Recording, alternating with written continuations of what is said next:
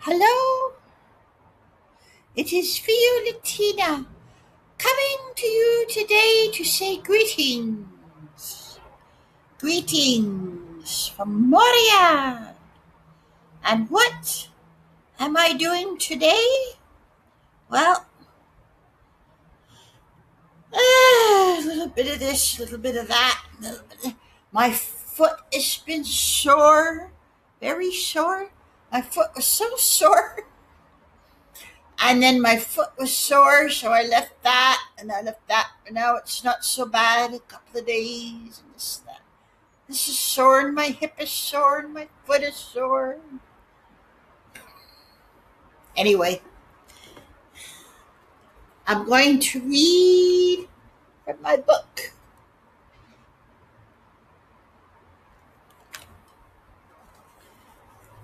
Decorating with the Seasons. Summer Houses. The English rose greets the summer garden with a profusion of color and perfume, and our doors and windows are thrown open to allow the season's intoxicating atmosphere to envelop us in our homes. Sidney A. Sykes. Mother Nature's palette is a rich resource of inspiration for decorating your home. By bringing the seasons indoors with inexpensive personal flourishes, you will rarely grow tired of where you live. Change is an excellent remedy for that tired feeling. And by change, I do not necessarily mean taking a trip, Elsie King Moreland wrote in American Home in 1934. Changing the furniture around is to a woman what taking a vacation is to a man. Nothing seems to refresh me quite so much, to give me a new lease on life, as seeing my piano in another corner, the sideboard under the windows, my bed facing another wall. Traditionally, women have prepared their homes for summer by getting rid of anything that was hot or heavy looking. Take a look around your home. Roll up the hooked and dirty rugs.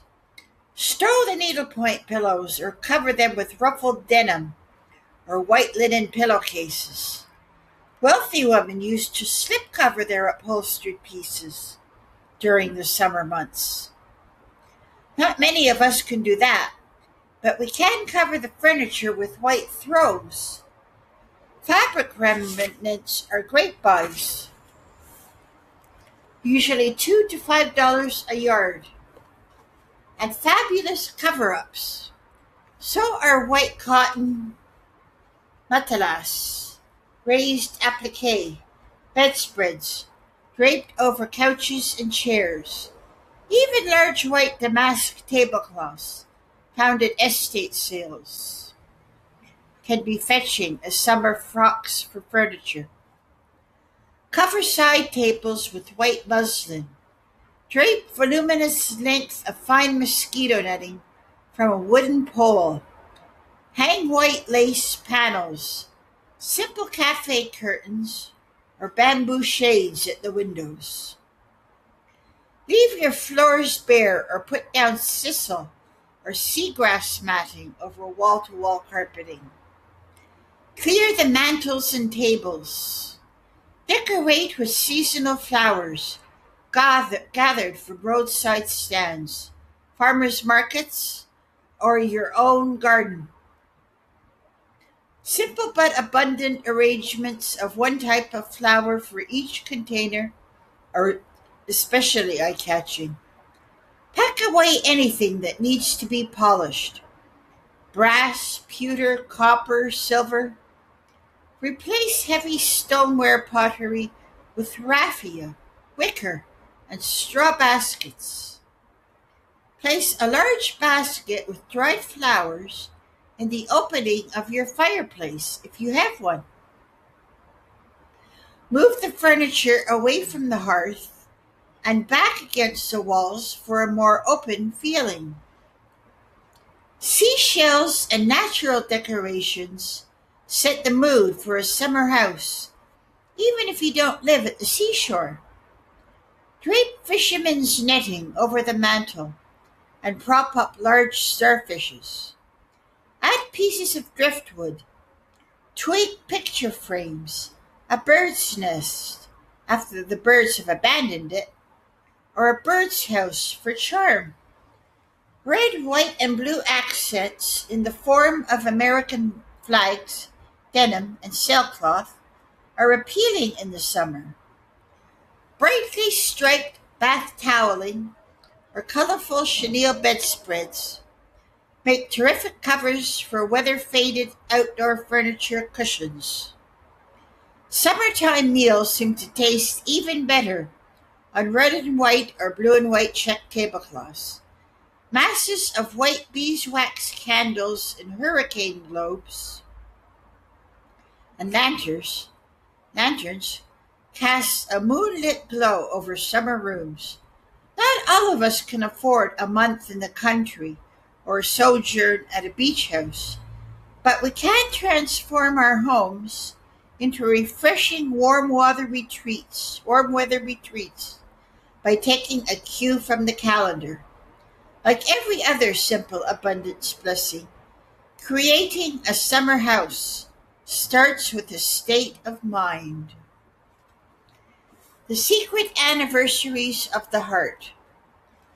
The holiest of all holidays are those kept by ourselves in silence and apart.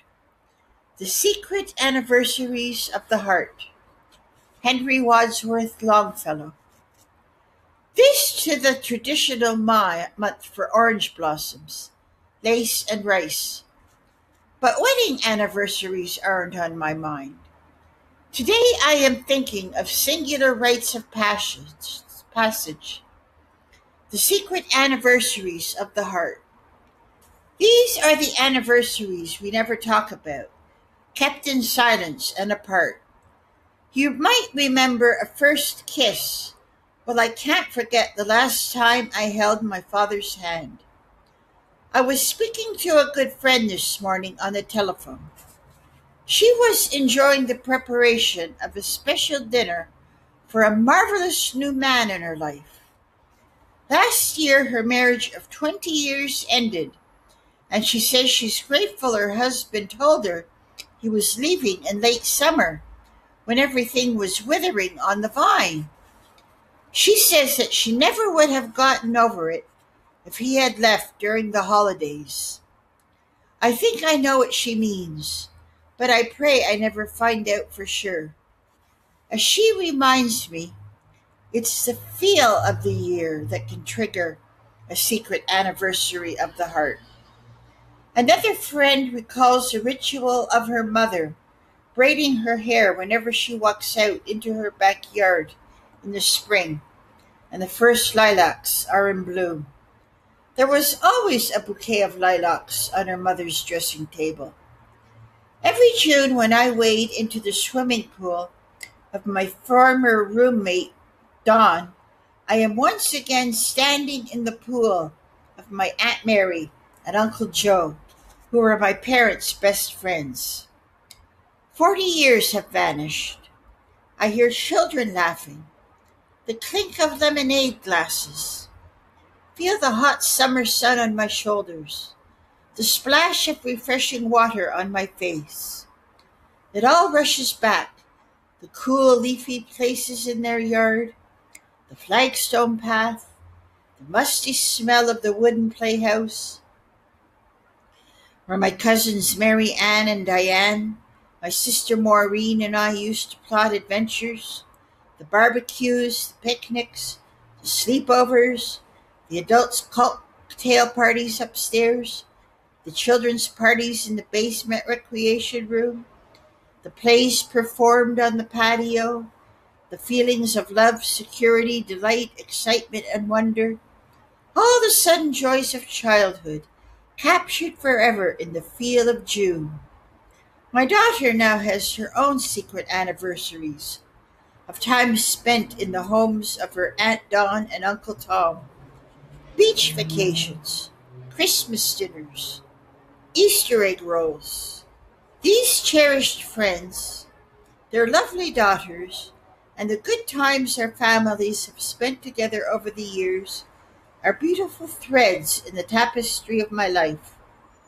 Secret anniversaries of the heart are not restricted by the passage of the years.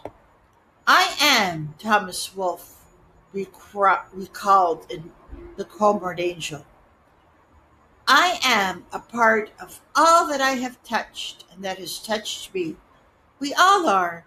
Although I had not planned it, this afternoon I want to send Dawn a note. And I really must write to Aunt Mary to thank her for the precious memories. I need to share what I've held in my heart for so many decades but have never expressed. Today would be the perfect moment to let two wonderful women I love know how much I love them. I had forgotten.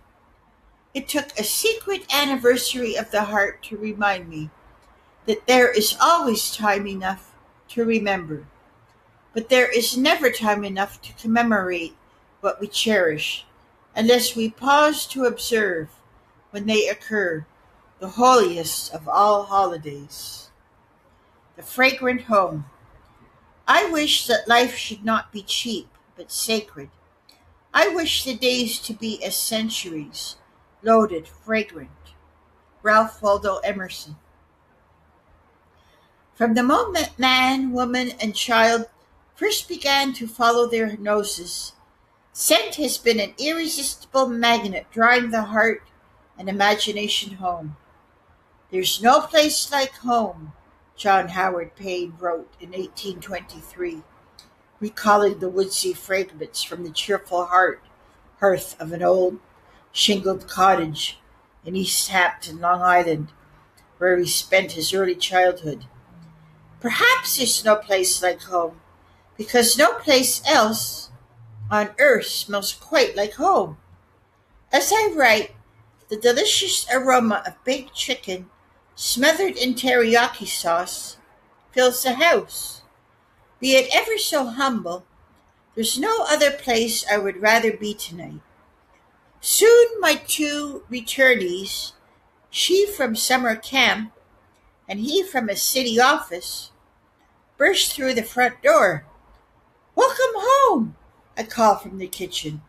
"Welcome home," they echo in our ritual greeting, dropping gym bags, briefcases, and backpacks, shedding the day. "Something smells great. When's dinner?" There's time enough for an antipasto of anticipation. A bike ride around the block, a stroll in the garden, a glass of wine, a homecoming. A fragrant home is a simple pleasure, but one rich in the resonance of reassurance. Subtly layering scents throughout the rooms in your home imparts a feeling of luxury to your living spaces. Here are some ways to make your home smell heavenly. Regularly air your rooms out, even in winter, by opening the windows wide and letting fresh air circulate. In the sultry summer months, when the windows are closed to keep in the air conditioning, wait until the evening when it cools down. Be sure to open the windows after a summer shower for a delightful scent. If you have animals, use a baking soda carpet freshener every time you vacuum to eliminate objectionable odors.